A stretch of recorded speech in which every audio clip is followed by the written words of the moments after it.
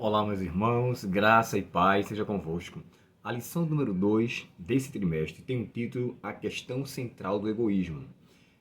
Quando observei esse título, eu me lembrei de um texto de Paulo a Timóteo, quando ele fala assim: E nos últimos tempos os homens serão amantes de si mesmos, avarentos, presunçosos, mais amigos dos prazeres do que amigos de Deus.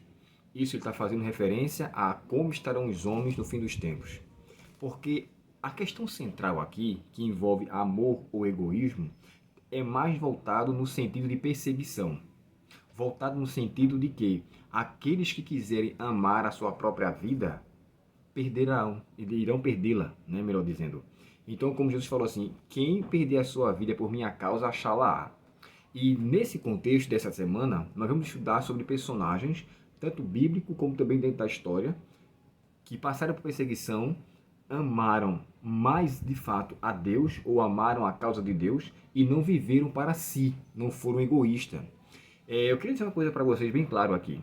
Essa lição de Escola Sabatina desse trimestre, especialmente, ela foi elaborada totalmente fundamentada no livro Grande Conflito. Se você for observar, cada lição dessa no sábado tem na nota de rodapé assim, ó, esta lição está baseada nos capítulos 1 e 2 do Grande Conflito. O da semana passada foi 29 e 30 do Grande Conflito.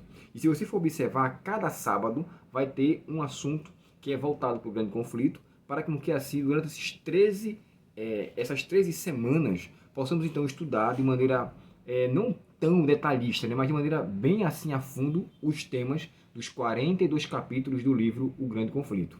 Então, assim, hoje vamos estudar o capítulo 1 e 2, né, essa semana.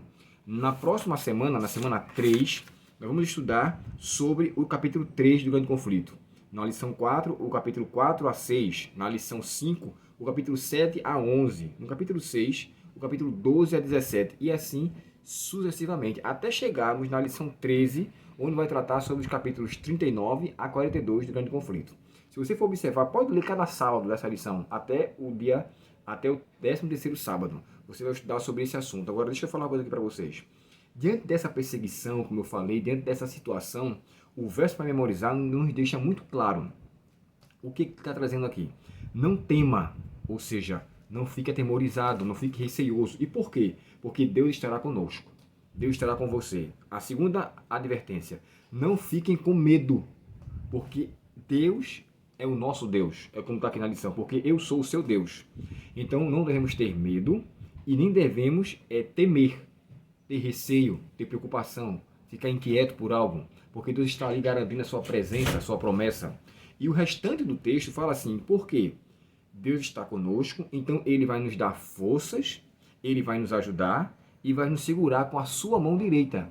Então, por que não devemos temer e por que não devemos ter medo? Porque Deus é conosco, porque Ele será nosso braço forte e Ele nos segurará com a sua mão direita de justiça. Então, essas promessas, baseadas nos textos de Isaías 41, verso 10, devem nos servir de garantia diante das perseguições que virão. E isso me faz entender que, independente do que quer que seja que vamos passar, nós não estamos só. Essa ilustração aqui, irmãos, é interessante. Olha só, vemos uma espada, né? E ali que está com sangue na ponta da espada. E diante a um mundo seco, irá florescer aqueles que tiverem o amor. Olha só, o coração ali bem irradiando o centro de cada personagem. No caso, mais esse daqui. Então, a pessoa está numa terra seca, em meio a uma perseguição e morte, mas assim ainda o amor de Deus irá ser o ponto central de manifestação daqueles que são fiéis seguidores de Cristo. Isso nos faz entender que devemos ser assim também.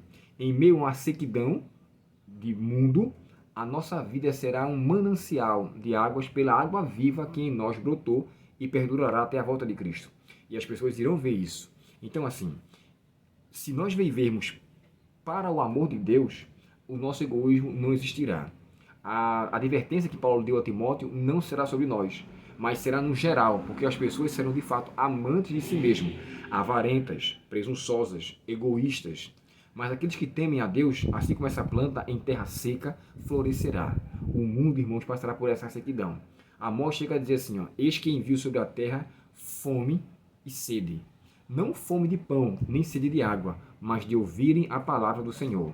Andarão de um lugar a outro, de mar a mar, procurando a palavra de Deus não encontrarão. Isso vai ser pelos que quiserem viver com egoísmo.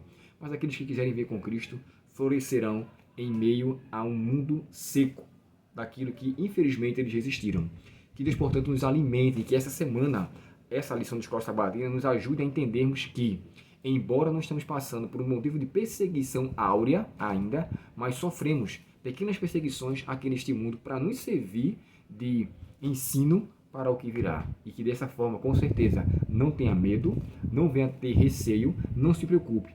Nosso Pai Celestial será o nosso Deus e isso é o suficiente. Vamos orar. Querido Pai Celestial, obrigado pela Tua palavra e pelas Tuas promessas. Nos ajuda, Senhor, a vivermos por ela e florescermos diante dela através da atuação do Espírito Santo. Perdoa nossos pecados, nos dá um bom sábado e permanece conosco, em nome de Jesus. Amém. Deus muito te abençoe e até o próximo estudo, se Deus quiser.